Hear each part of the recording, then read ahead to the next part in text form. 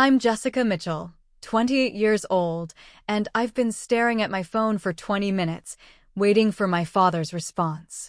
My wedding to Michael is only 3 months away, and I just received the text that shattered my heart. I can't walk you down the aisle, Jessie. Amber's birthday celebration is that day. My sister has hated me for as long as I can remember, but this betrayal cuts deeper than anything before. How could my own father choose her party over my wedding day? If you're watching this from somewhere with complicated family relationships too, I'd love to know where you're from. Hit that like and subscribe button before I dive into the family drama that almost ruined the most important day of my life. Growing up in our suburban Boston neighborhood, my childhood seemed normal on the surface. We lived in a blue colonial house with white trim, had a golden retriever named Buddy, and took summer vacations to Cape Cod. But beneath that picture-perfect facade, there were cracks that would eventually split our family apart. When I was 13 and Amber was 16, our parents divorced. Mom moved to California for a job opportunity, leaving Dad to raise two teenage girls on his own. The physical distance between us and Mom grew into an emotional one as well. She called regularly and visited when she could, but it wasn't the same. Dad became our primary parent, and that's when the differences in how he treated us became impossible to ignore. Amber was always Dad's favorite. She was outgoing and athletic like him, while I was quieter and more studious. When Amber made the cheerleading squad, Dad attended every football game. When I won the science fair, he was too busy with work to attend the ceremony. These little rejections piled up over the years, creating a mountain of hurt I tried desperately to ignore. But the real problem wasn't just Dad's favoritism, it was how Amber weaponized it. She seemed to develop a deep-seated resentment toward me that I never fully understood. Maybe she blamed me somehow for our parents' divorce, or perhaps she felt threatened by my academic achievements. Whatever the reason, Amber made it her mission to undermine me at every opportunity. Take my high school graduation, for instance. I was valedictorian, something that should have been celebrated.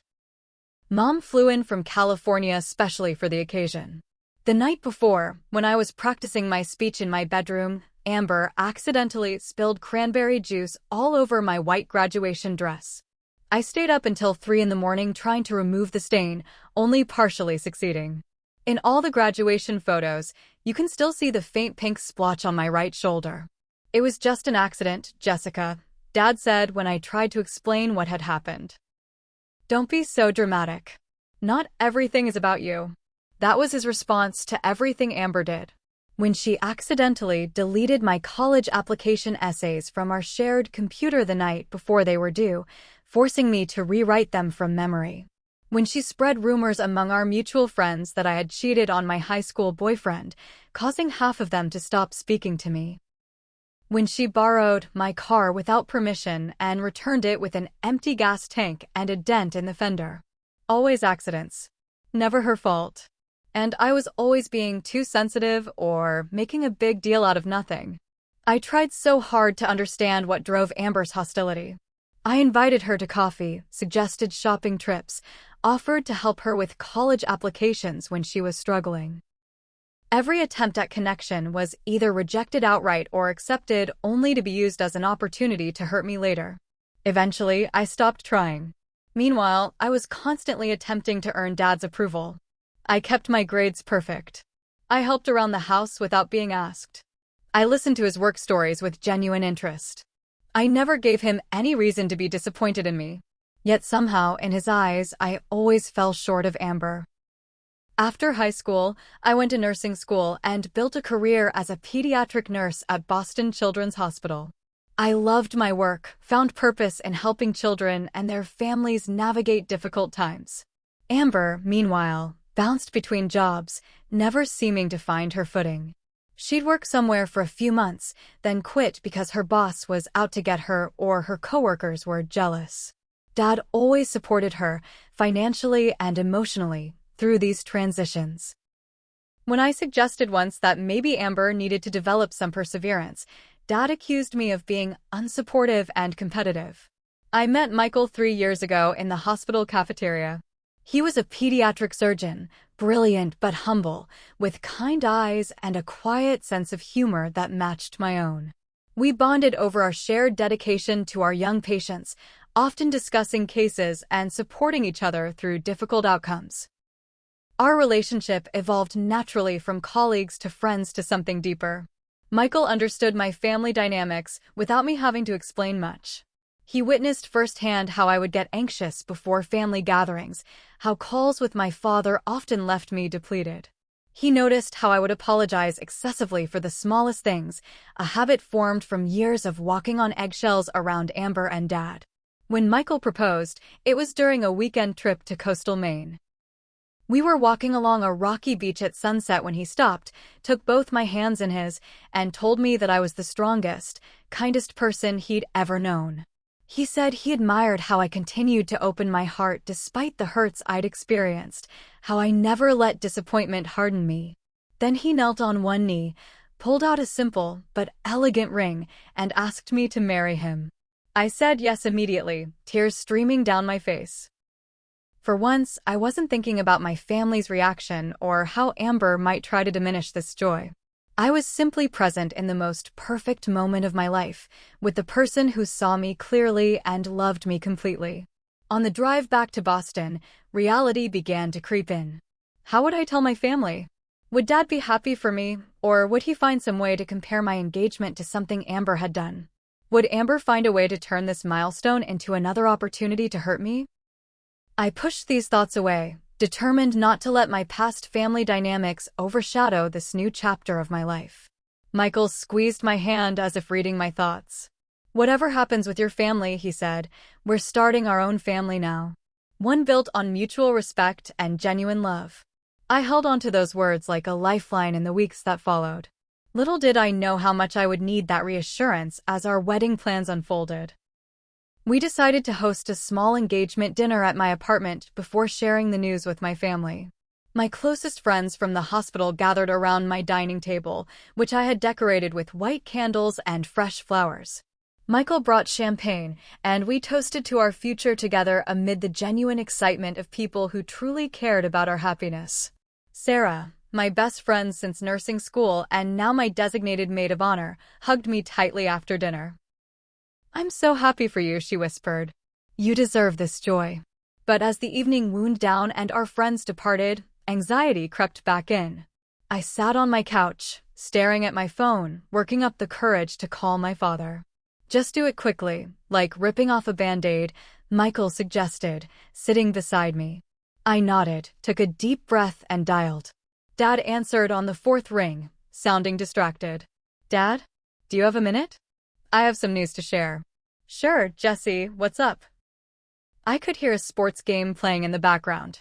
"Michael and I are engaged. We're getting married next June." I tried to infuse my voice with excitement, hoping it would be contagious. There was a pause, then, "Well, that's nice. Congratulations. Have you told your sister yet?" No exclamation of joy. No questions about the proposal or the ring. Just an immediate pivot to Amber. I felt Michael's hand on my back, steadying me. "Not yet." "I wanted to tell you first," I replied, trying to keep disappointment from coloring my voice. "You should call her soon. You know how she feels when she's the last to know things." I ended the call shortly after, promising to send him some dates for dinner so he could meet Michael properly, though they had already met twice before. The call with my mother went much differently.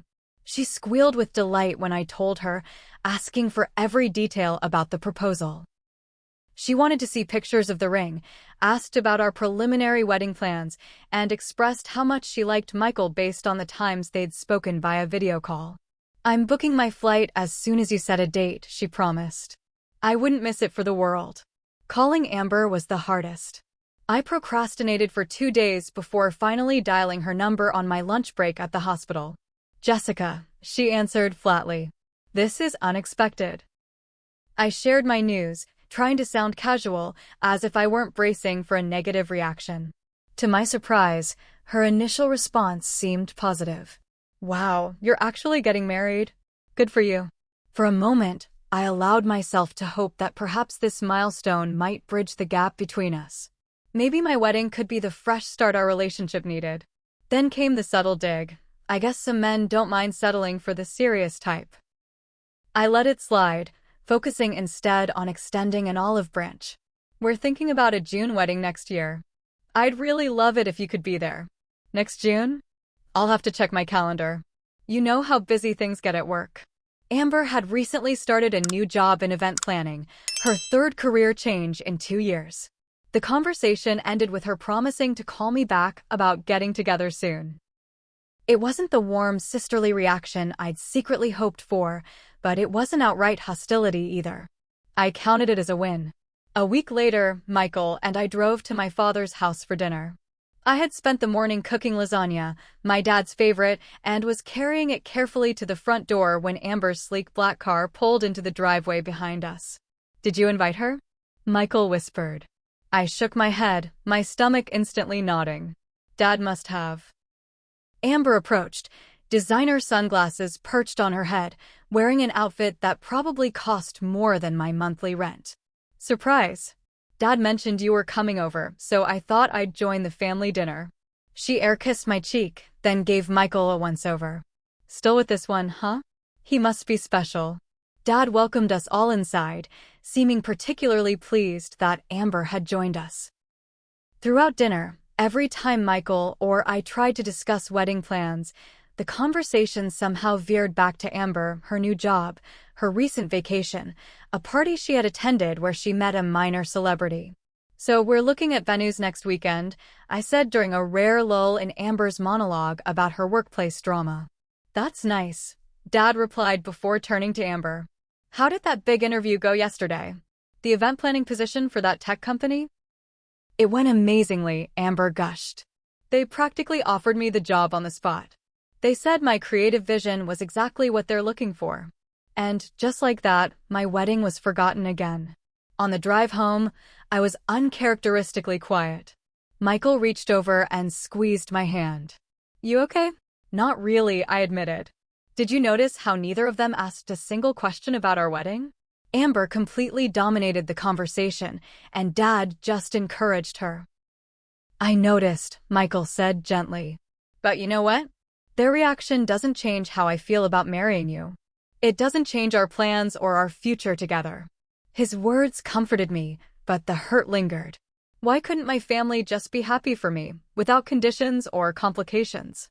The following week, I asked Amber to meet me for coffee, determined to make one more attempt at improving our relationship before the wedding planning went into full swing. We met at a small cafe halfway between our apartments. To my surprise, Amber was already there when I arrived, scrolling through her phone with a large latte in front of her. "I ordered for you," she said, nodding toward a cup across the table. "Almond milk latte with cinnamon, right?" I was touched that she remembered my usual order. "Yes, thank you." For the next hour, we had what felt like our first real conversation in years.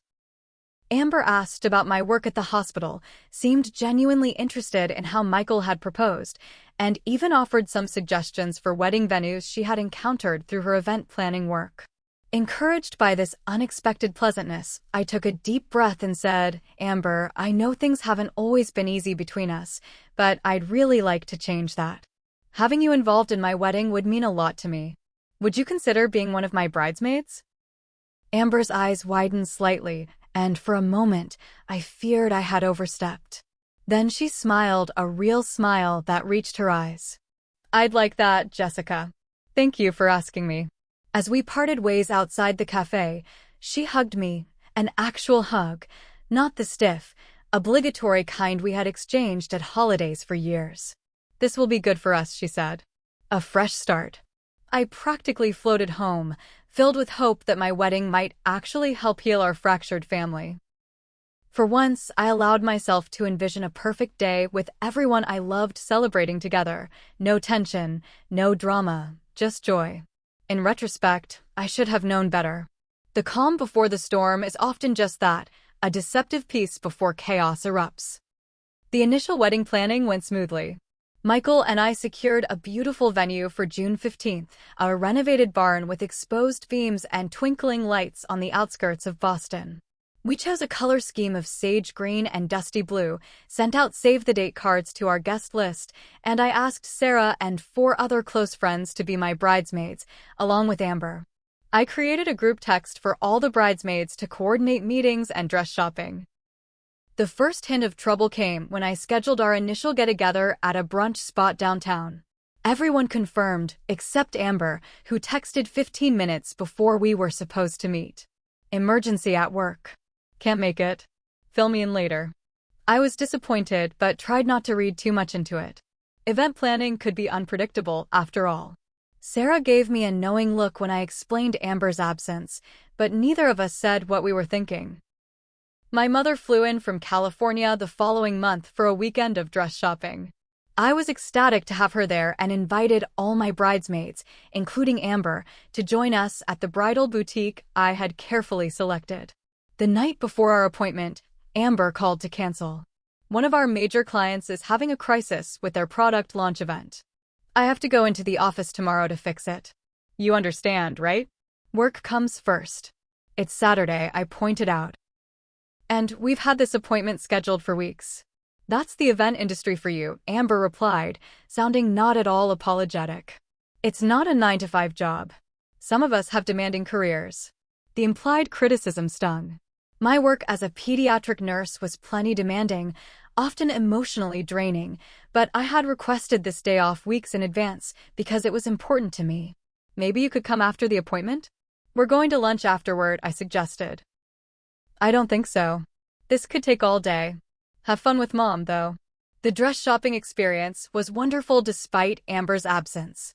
My mother teared up when I found the one an A-line gown with delicate lace sleeves and subtle beading that caught the light when I moved. Sarah and my other bridesmaids were supportive and enthusiastic, helping me select accessories and discussing hairstyle options.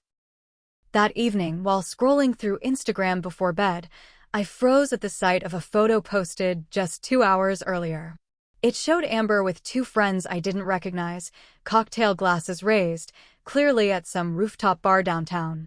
The caption read, "Saturday vibes with my girls #NowOrCalPlay." I stared at the phone, hurt and anger battling within me. She had lied about working. Blatantly lied to avoid spending time with me and our mother on an important day. When I called her the next morning, she answered with obvious irritation in her voice. "It's not even 9 a.m. on a Sunday, Jessica. What's so urgent?" "I saw your Instagram post," I said, trying to keep my voice steady. "You weren't working yesterday. You were out with friends." There was a pause before she replied, "So you're monitoring my social media now?" The work thing wrapped up early and I needed to decompress. "Am I not allowed to have a life outside of your wedding?" "That's not the point, Amber. You lied to me." "Oh my God, you're being such a bridezilla already. This is exactly why I didn't want to come. Everything has to be about you and your perfect wedding and your perfect fiancé." The conversation devolved from there, ending with Amber hanging up on me after accusing me of always playing the victim. I tried to involve my father more in the wedding planning, hoping his participation might help bridge the growing tension. I invited him to lunch and brought along a folder with venue photos, menu options, and information about the rehearsal dinner, which traditionally the groom's family organized, but Michael's parents had passed away years ago. Dad seemed distracted throughout lunch, checking his phone frequently and offering only non-committal responses to my questions about his preferences. "Whatever you think is best, Jesse," he said repeatedly. When his phone buzzed yet again, he actually smiled at the screen, the first genuine smile I'd seen from him that day. "Amber's planning something important," he said, finally looking up at me. "She's being very mysterious about it, but she says it's going to be spectacular." "What kind of something?" I asked, a vague unease settling in my stomach. "Not sure yet. Some kind of event. You know how creative she is with these things." I did know. I also knew that Amber rarely did anything without an ulterior motive, especially if it might impact me. As the weeks passed, my anxiety about Amber's behavior grew. She missed 2 more bridesmaid meetings, claiming work conflicts both times. She hadn't ordered her dress by the deadline I'd given all the bridesmaids, forcing me to follow up repeatedly. When she finally did order it, she chose a size too small, which would inevitably lead to alterations drama closer to the wedding. Sarah voiced her concerns after our third bridesmaid meeting without Amber. "I don't want to overstep," she said carefully, "but are you sure Amber is committed to being in your wedding? She hasn't participated in anything so far." "She's just busy with work," I replied automatically, the excuse feeling hollow even to my own ears. The first concrete sign that something was seriously wrong came from an unexpected source. My phone rang one evening with a number I didn't recognize. "Jessica? This is Linda Harper, your father's cousin. I'm calling about June 15th. Linda wasn't particularly close to our family, but she had always been kind to me at the few family gatherings where our paths crossed. "Yes, the wedding invitations should be going out next week," I told her. "You're definitely on our guest list." "That's actually why I'm calling, dear. I received an invitation today, but it wasn't for your wedding. It was for Amber's birthday celebration, on the same day." I'm confused about which event I'm supposed to attend. My blood ran cold. "Amber is planning a birthday party on June 15th? Are you sure that's the date on the invitation?" "Positive. I have it right in front of me. It says Amber Mitchell's 30th birthday extravaganza, and the date is definitely June 15th. I thought perhaps your wedding had been postponed or there was some sort of joint celebration planned." After assuring Linda that no, there was no joint celebration, and yes, my wedding was still happening on June 15th, I hung up and immediately called my cousin Tyler, who was closer to Amber than I was. "Yeah, she's planning some big birthday thing," he confirmed. "Sent out invitations last week. I figured you knew about it. Seemed weird to schedule it the same day as your wedding, but you know Amber." I didn't know Amber, and now I knew exactly what she had been planning all along. The cream-colored envelope arrived in my mailbox 3 days later. I recognized Amber's handwriting immediately, the looping, oversized script spelling out my name and address. For a moment, I entertained the fantasy that perhaps this was some kind of peace offering, maybe a bridal shower invitation or a heartfelt letter of apology for her recent behavior. I should have known better. Inside was an elaborately designed invitation on thick cardstock. Gold foil lettering announced, "You're invited to Amber Mitchell's 30th birthday extravaganza." And there, in the same shimmering gold, was the date, June 15th, 2023, my wedding day.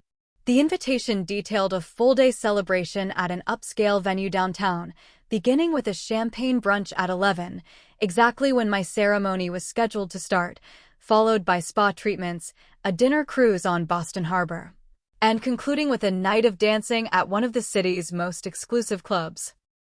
My hands shook as I read and reread the invitation. This wasn't a coincidence or a misunderstanding. This was deliberate sabotage.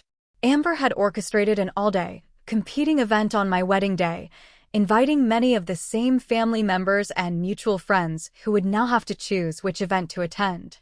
I called Amber immediately. The call went straight to voicemail. I tried again. Same result. I sent a text, "We need to talk about this invitation. Call me ASAP." 20 minutes later, my phone chimed with a response. "Nothing to talk about. It's my 30th birthday, and I'm celebrating it. On my wedding day." I texted back, "You knew the date. You're a bridesmaid. Actually, I forgot it was the same day when I started planning. Too late to change everything now. Venues are booked, invitations are out." My fingers flew across the screen. "You did not forget. You've been in the bridesmaid group chat where we discuss June 15th constantly. You have a save-the-date card. You're lying." The 3 dots appeared and disappeared several times before her reply came through. "Not everything is about you and your wedding, Jessica. Some of us have our own lives and milestones to celebrate." The text exchange devolved from there, with Amber alternating between claiming she had legitimately forgotten the date and suggesting that I was being selfish for not understanding the importance of her 30th birthday. When I pointed out that her actual birthday was in August, she responded that no one does summer parties in Boston because everyone who matters is in the Hamptons or on the Cape. By the end of our exchange, I was shaking with anger and hurt. But the final blow came when Amber wrote, "Besides, Dad already RSVP'd yes to my party. Guess he made his choice." I sat in stunned silence, staring at those words until my vision blurred with tears. My father had already committed to attending Amber's party instead of my wedding, without even talking to me first.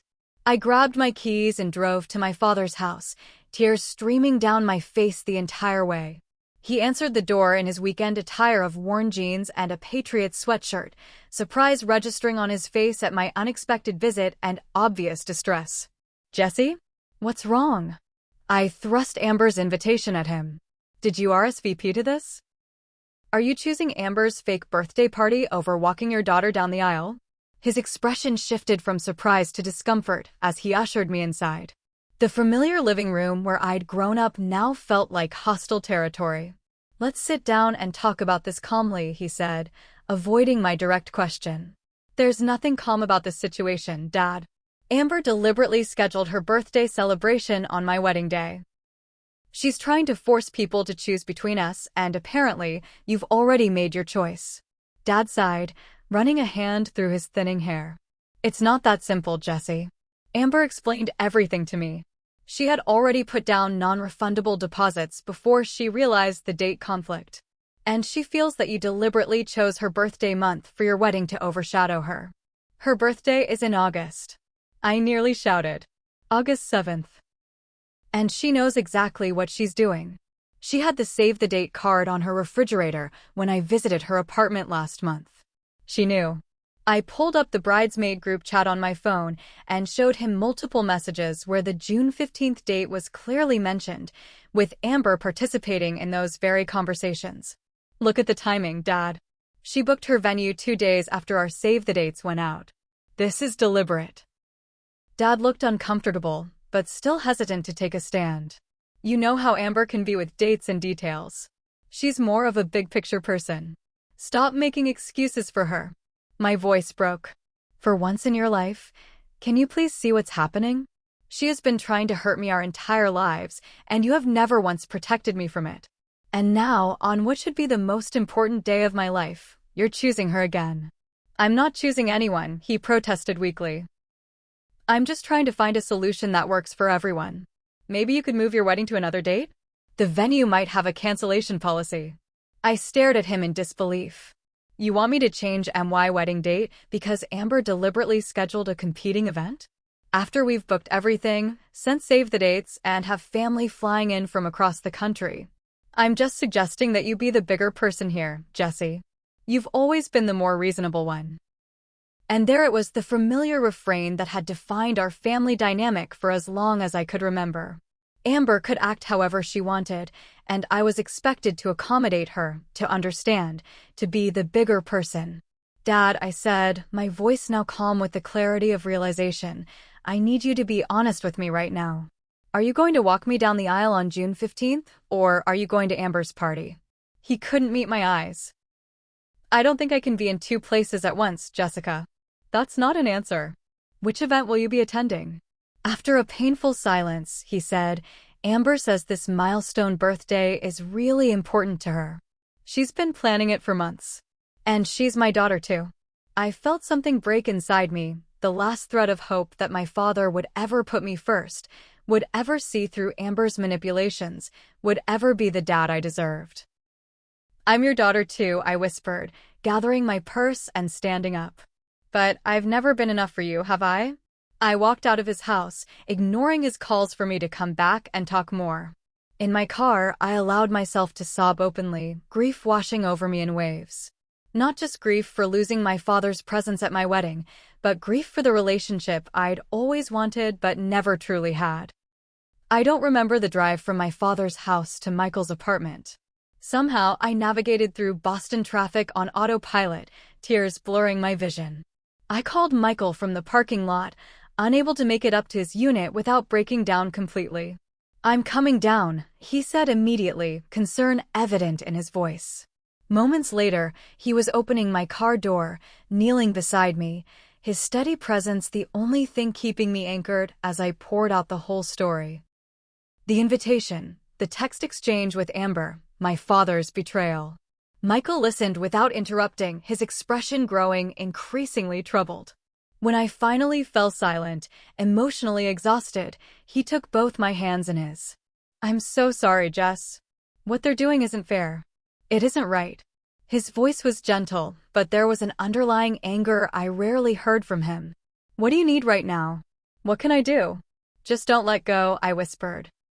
He helped me up to his apartment, made me tea, and sat with me on his couch as I called my mother.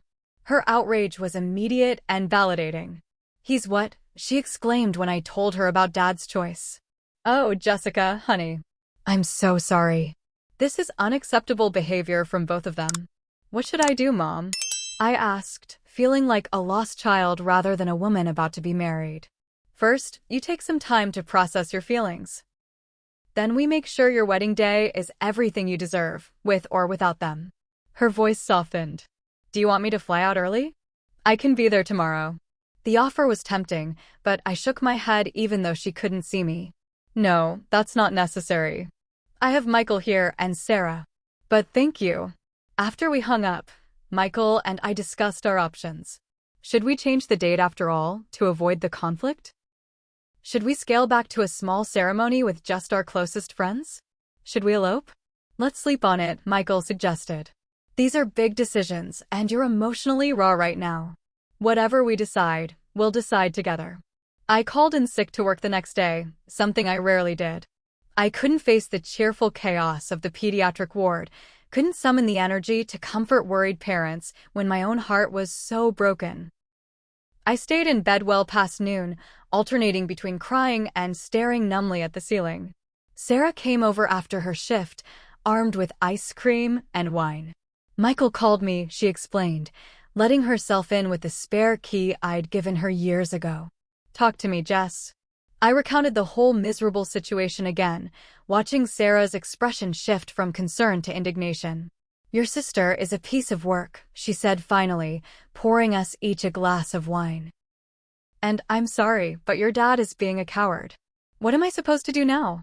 I asked her the same question I'd been asking myself all day. Half the family will probably go to her party instead of my wedding. Then they don't deserve to be at your wedding, Sarah said firmly. Look, I know this hurts. It's supposed to be your day and your family should be there. But maybe it's time to redefine what family means to you. Sarah organized an emergency bridesmaid meeting, minus Amber, of course. The girls rallied around me, offering practical and emotional support. They volunteered to handle tasks I'd been managing, made lists of what needed to be addressed, and reminded me repeatedly that my wedding would be beautiful regardless of who attended. My colleagues from the hospital, upon learning what had happened, showered me with support. Cards appeared in my locker. Patients' parents who had grown fond of me over years of care offered words of encouragement. Dr. Reynolds, the chief of pediatrics who rarely showed emotion, stopped me in the hallway to say, "Family isn't always blood, Mitchell. Remember that." A week after the invitation incident, my Uncle Robert, my father's older brother, called me. "Your Aunt Martha and I received both invitations," he said without preamble. "We'll be at your wedding, Jessica. And if your father won't walk you down the aisle, I'd be honored to do it." His offer brought fresh tears to my eyes. "Thank you, Uncle Robert. That means so much to me.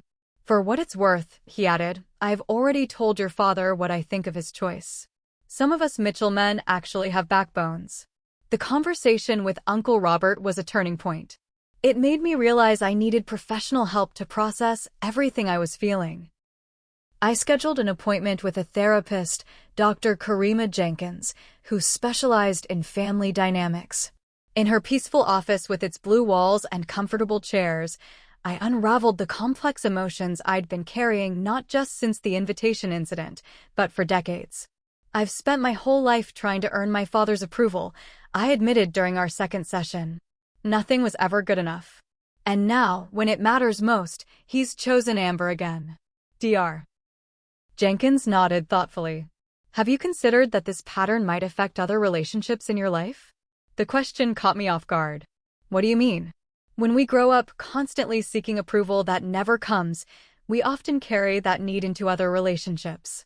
We become people pleasers, always putting others' needs before our own, afraid that if we assert our own needs, we'll be abandoned. Her words hit with the force of recognition. How many times had I apologized when I wasn't wrong? How often had I taken extra shifts to accommodate colleagues, even when I was exhausted? How frequently did I defer to others' preferences rather than expressing my own? Even with Michael, I realized aloud, I sometimes catch myself worrying that if I disagree with him or don't meet his expectations, he'll stop loving me. And how does Michael respond when you do express your needs or opinions? Dr. Jenkins asked. I thought about it. He listens. He values what I have to say. He's nothing like my father. That's an important recognition, she said. The patterns we develop in our families of origin don't have to define our futures. But first, we have to see them clearly. Over the next few weeks, therapy helped me work through my grief and anger. I began to understand that my father's inability to prioritize me wasn't a reflection of my worth, but of his limitations. I couldn't change him or Amber, but I could change how much power I gave their opinions. Meanwhile, wedding planning continued. Michael and I had a heart-to-heart about what the day meant to us. I don't care who's there or what traditions we follow, he told me, holding me close on our couch one evening. I just want to marry you, Jessica Mitchell. Everything else is details. Even the cake? I teased, finding humor again for the first time in weeks. Well, the cake is non-negotiable, he replied with a wink. A man has his priorities. We decided to proceed with our original wedding plans, making just a few meaningful changes. Instead of my father walking me down the aisle, both my mother and Uncle Robert would accompany me, a symbol of the family who chose to support me. We added a unity candle ceremony to represent our chosen family coming together. And we wrote our own vows, focusing on the future we were building rather than the past we came from. I sent my father one final message. The door is open if you change your mind. I would still love to have you at my wedding. But I'm proceeding either way. His response was frustratingly vague. I hope you understand the difficult position I'm in. I love you both. It wasn't the answer I wanted, but I was learning to accept what I couldn't change. 2 weeks before the wedding, we learned through family channels that Amber's party attendance was looking sparse. Many relatives had chosen my wedding over her manufactured celebration, and several friends had questioned her motives in scheduling the competing event. I took no joy in this news. In fact, I made a conscious decision to stop checking social media, stop asking about Amber's plans, stop giving her drama any more space in my head. For the first time in my life, I was placing firm boundaries around my relationship with my sister and father, protecting my own happiness. The night before my final dress fitting, my mother flew in from California. As she helped me into my gown at the boutique, adjusting the delicate lace sleeves, she looked at me with tears in her eyes. You look absolutely radiant, sweetheart. I am so proud of the woman you've become, your compassion, your strength, your resilience. Michael is a lucky man. In the mirror, I saw not just my reflection, but the journey I had taken. The hurt little girl seeking approval had become a woman who understood her own worth. As I stood there, my phone chimed with a text message. My mother retrieved it from my purse and glanced at the screen, her expression changing subtly. It's from your father, she said, handing me the phone. The message was brief. Can we talk? I'll be at the coffee shop near your apartment tomorrow morning at 9. After the dress fitting, I threw myself into wedding planning with renewed purpose and energy. The initial pain of my father's and sister's betrayal had evolved into something else, determination to create a day that truly reflected Michael and me, not the family dynamics that had shadowed me for so long. My mother and I, along with Sarah and the other bridesmaids, gathered at my apartment for what I called a wedding reimagining session. Over wine and takeout, we spread mood boards, vendor contracts, and timeline drafts across my living room floor. I've been thinking, I said, looking at the ceremony outline, I want to change some things to make the day more meaningful, more reflective of who we are and the family we're choosing to create. The traditional father-daughter dance was replaced with a family dance where Michael and I would invite all our guests to join us, symbolizing our community of support. We added a memory table with photos of Michael's parents and other loved ones who couldn't be with us. I selected readings that spoke of chosen family and creating new traditions. What about the rehearsal dinner? My mother asked gently. That was supposed to be at your father's house. Already handled, Sarah interjected. The hospital administrators took up a collection when they heard what happened. They've booked a private room at that Italian place Jessica loves. I was overwhelmed by the generosity. They did that for me. You've touched a lot of lives, Jess, Sarah said simply.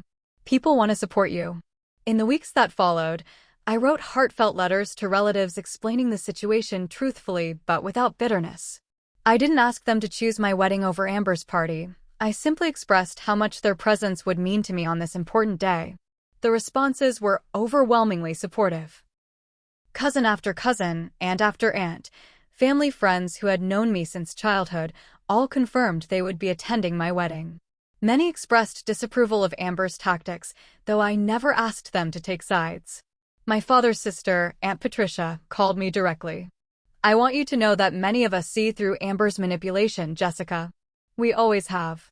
Your father is blind to it, but the rest of us aren't. Her words were validating in a way I hadn't expected. For so long, I had wondered if I was overreacting, if perhaps I was the difficult one. Hearing that others had observed the same dynamics reassured me that I wasn't crazy, wasn't imagining the years of subtle undermining. I sent my father one last message after our coffee shop meeting, where he had once again expressed being torn between his daughters. Dad, I love you and the door remains open. I would be overjoyed to have you walk me down the aisle. But I need you to understand that this is my wedding day, a once-in-a-lifetime event. Amber can celebrate her birthday any day. She chose my wedding day deliberately. If you can't see that, I can't change your mind. But know that I'm proceeding with my plans either way, and I'll be surrounded by people who choose to be there for me. His response was frustratingly ambiguous. I need more time to think about everything. I hope you can understand my position. Rather than dwelling on his indecision, I focused on creating new traditions for my wedding entrance. My mother would walk me partway down the aisle, then Uncle Robert would join us for the final approach to where Michael would be waiting. It wasn't what I had always envisioned, but there was something powerful about being escorted by people who had chosen, unequivocally, to support me. A month before the wedding, my colleagues at the hospital surprised me with a bridal shower in the staff lounge. They had decorated with streamers and balloons, ordered a cake, and pulled together to buy us a weekend getaway at a bed and breakfast in Vermont. Dr. Reynolds organized it, Sarah whispered to me as I wiped away tears of gratitude. He said, and I quote, "Mitchell deserves some damn happiness after everything she does for these kids." Through therapy with Dr. Jenkins, I was learning to find peace with the situation. We practiced mindfulness techniques to help me stay present when anxiety about the wedding threatened to overwhelm me. We discussed how to maintain boundaries with my father and Amber after the wedding. And we explored what kind of relationship, if any, I wanted with them moving forward. Family estrangement is sometimes viewed as a failure, Dr. Jenkins said during one session, but it can also be an act of self-preservation. You get to decide what role these relationships play in your life going forward. I was selecting special music and readings for the ceremony that celebrated chosen family and new beginnings. For the processional, I chose Pachelbel's Canon in D, but for the recessional, the moment when Michael and I would walk back down the aisle as husband and wife, I selected an upbeat, joyful song that spoke of new beginnings and leaving the past behind. 2 weeks before the wedding, I learned through my cousin Tyler that Amber's party attendance was looking much smaller than she had anticipated. Many family members had declined her invitation, and even some of her friends had questioned her motives in scheduling the competing event. She's pretty upset about it, Tyler told me. Keep saying everyone is taking your side and it's not fair.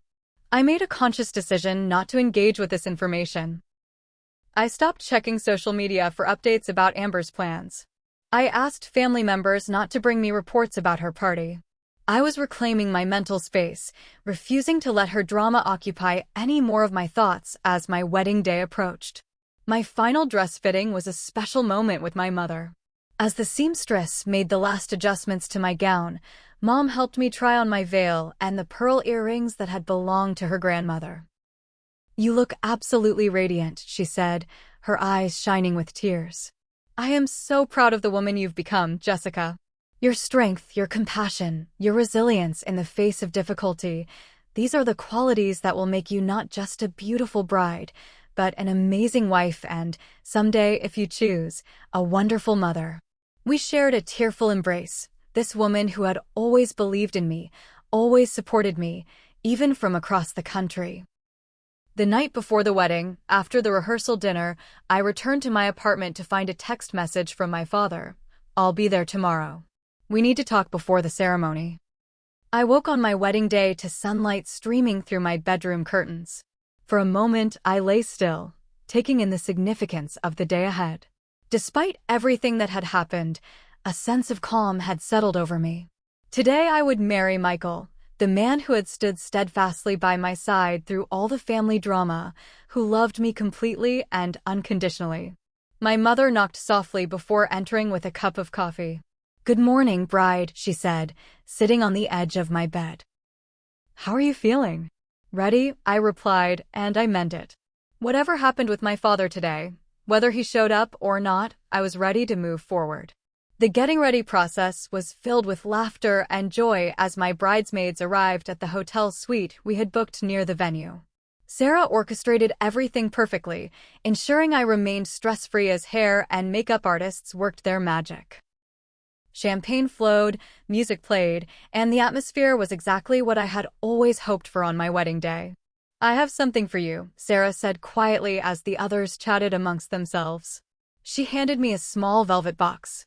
Inside was a delicate silver bracelet with the words, "Chosen Family," engraved on a small charm. "We all pitched in," she explained, nodding toward the other bridesmaids. "Because we chose you and you chose us, and that's what really matters." I blinked back tears as she fastened it around my wrist, careful not to ruin my makeup. "Thank you," I whispered. "For everything." My mother helped me into my dress, her hands steady as she fastened each tiny button down the back. As she adjusted my veil, she took my hands in hers. "Jessica, I know there have been times when you felt I wasn't there for you enough after the divorce. Moving to California created a physical distance that sometimes felt emotional too. But I want you to know that you have always been my priority, my heart, my greatest accomplishment. Watching you navigate these difficult family dynamics with such grace has only made me prouder to be your mother." We embraced carefully, mindful of my dress and her outfit. No further words were needed. We understood each other perfectly in that moment. The photographer captured these precious getting-ready moments. The bridesmaids helping each other with jewelry, my mother wiping away a tear, Sarah making last-minute adjustments to my veil. These were the women who had truly been there for me, consistently and lovingly, and I was grateful to have these memories preserved. When it was time to leave for the venue, my Uncle Robert arrived at the hotel suite, dashing in his tuxedo. "Ready to do this, kiddo?" he asked, offering his arm. As we arrived at the renovated barn venue, with its white wooden exterior and surrounding gardens in full June bloom, the wedding coordinator approached me with an unexpected message. "Your father is here. He's waiting in the side room and would like to speak with you before the ceremony." My heart raced. I looked at my mother and Uncle Robert, who had been prepared to walk me down the aisle together. "Do you want to see him?" my mother asked, no judgment in her voice. I nodded. "Give me a few minutes." I found my father pacing nervously in the small room off the main entrance. He turned when I entered, his eyes widening at the sight of me in my wedding dress. "Jessie," he breathed. "You look beautiful." "Thank you," I said, standing just inside the doorway. "You wanted to talk?" He nodded, gesturing to the chairs, but I remained standing. I didn't want to risk wrinkling my dress, and honestly, I wasn't sure how long this conversation would take. "I'm sorry," he said finally. "I should have been here for you from the beginning. No questions, no hesitation." I waited, not rushing to fill the silence. "After you left that day, several people called me, your Aunt Patricia, Uncle Robert, even some cousins.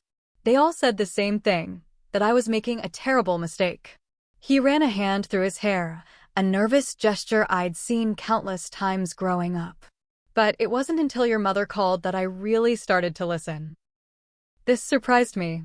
"Mom called you?" He nodded. "She didn't yell or accuse. She just asked me one question. When you look back on this day years from now, which choice will you regret more, missing your daughter's wedding or missing your other daughter's party? I made a mental note to thank my mother later. And then yesterday, he continued, I was helping Amber with some last-minute party details, and I overheard her on the phone with the venue. She was confirming the reservation date, and she specifically said, yes, June 15th, the same day as my sister's wedding. That's correct. He looked up at me, realization evident in his eyes. She knew exactly what she was doing. She deliberately chose your wedding day. And I've been making excuses for her behavior for years, haven't I? It was the acknowledgement I had waited for my entire life, recognition of the dynamic that had shaped our family for so long. But standing there in my wedding dress, moments away from walking down the aisle, I found that it didn't matter as much as I thought it would. I had already made peace with who my father was, with his limitations and blind spots. Yes, you have, I said simply. But today isn't about the past. It's about the future Michael and I are building together. I want to be part of that future, my father said, his voice catching. If you'll still have me. I told Amber I wouldn't be at her party. I'm here for your wedding, Jesse. All day, wherever you want me. I considered his words, the sincerity in his eyes. Uncle Robert is here to walk me down the aisle, I said. He stepped up when I needed someone. But I took a deep breath, making a decision in that moment. Maybe you could both walk me down? One on each side. Relief and joy spread across my father's face. I would be honored. When I returned to the bridal party, I explained the situation to my mother and Uncle Robert. My uncle immediately agreed to share the honor, showing the generosity of spirit that had made him such a steady presence in my life. Are you sure about this? My mother asked privately, concern in her eyes. I'm sure, I replied. Not for him, but for me. I'm choosing forgiveness and new beginnings today. She squeezed my hand, understanding. The ceremony was everything I had dreamed it would be. As the music began and guests turned in their seats, I stood at the back of the barn with my father on my left and Uncle Robert on my right. My mother had already been escorted to her seat in the front row, beaming with pride. Ready? My father whispered. I nodded, taking a deep breath as we began our walk. Michael waited at the altar, his eyes finding mine immediately, his smile so full of love it made my heart swell. In that moment, all the family drama faded away. This was about us. Michael and me, the life we were choosing together. The ceremony itself was deeply personal. We had written our own vows, Michael's bringing tears to my eyes as he promised to always be my safe harbor, to create with me a family built on mutual respect and unwavering support. I promised in return to approach our marriage with openness and honesty, to never let past hurts dictate our future together. Today, I choose you. We both said at different points in our vows, the word choose carrying special significance for us both. At the reception, my father gave a toast that acknowledged, subtly but clearly, his past failings. Jessica has always been the strong one, he said, raising his glass. Even when I couldn't see clearly, she never lost sight of what matters most: love, integrity, and choosing joy even in difficult circumstances. Michael, you're getting not just a beautiful bride, but the most resilient, compassionate woman I know. I'm grateful to be here witnessing the beginning of your journey together. Throughout the evening, several relatives mentioned that they had briefly stopped by Amber's party before coming to the wedding. Apparently, the attendance was sparse, and Amber was visibly upset by how many people had chosen my wedding over her celebration. But I found that I didn't care anymore. Her attempts to hurt me no longer had power over my happiness. I was dancing with my husband, surrounded by people who truly loved us, celebrating the beginning of our life together. Late in the evening, as Michael and I prepared to depart for our hotel before leaving for our honeymoon in Hawaii the next day, my father approached me for one final conversation. I spoke to Amber earlier, he said. She's angry that I came to your wedding. But for the first time, I didn't try to appease her. I told her that her behavior was unacceptable and that she needs to take responsibility for her choices if she wants to maintain relationships with the family. I nodded, appreciating his words, but no longer needing them for my own happiness. I hope you two can work things out, I said sincerely. But I'm also going to maintain some boundaries going forward. I can't keep trying to have a relationship with someone who actively tries to hurt me. I understand, he said. And I'll respect whatever boundaries you set. Michael and I departed amid a shower of rose petals, climbing into the vintage car that would take us to our hotel. As we drove away, I felt a profound sense of freedom from old family patterns, from the need for approval, from the weight of trying to earn love that should have been freely given. 6 months after our wedding, we hosted a small dinner party at our new home for Thanksgiving. My mother was there, having flown in from California. So was my father, who had been making consistent efforts to rebuild our relationship. Uncle Robert and Aunt Patricia joined us, along with Sarah and her new boyfriend. Amber was not present. We had exchanged a few tentative text messages in the months following the wedding, her tone uncharacteristically subdued. In the most recent one, she had suggested meeting for coffee to talk about things.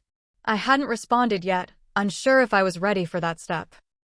As we sat around our dining table, sharing food and stories, I caught Michael's eye across the table. He winked at me, a small gesture that conveyed so much his love, his pride in how far we'd come, his partnership in building this new family dynamic. The healing process wasn't complete, and perhaps it never would be entirely. But I had learned that family trauma doesn't have to define your future relationships. That setting boundaries isn't selfish, but necessary. That forgiveness doesn't always mean allowing people to hurt you again. Most importantly, I had learned that the family you choose, the one you build with intention and love, can be stronger than the one you're born into. So if you're watching this and struggling with your own complicated family dynamics, especially as you plan a wedding or other major life event, know that you're not alone. Your feelings are valid, and you deserve to prioritize your own happiness. What family drama have you experienced? How did you handle it? Let me know in the comments below. And if this story resonated with you, please like, subscribe, and share it with someone who might need to hear that it's okay to choose yourself sometimes. Thank you for listening to my journey, and I wish you all the love and healing you deserve in your own.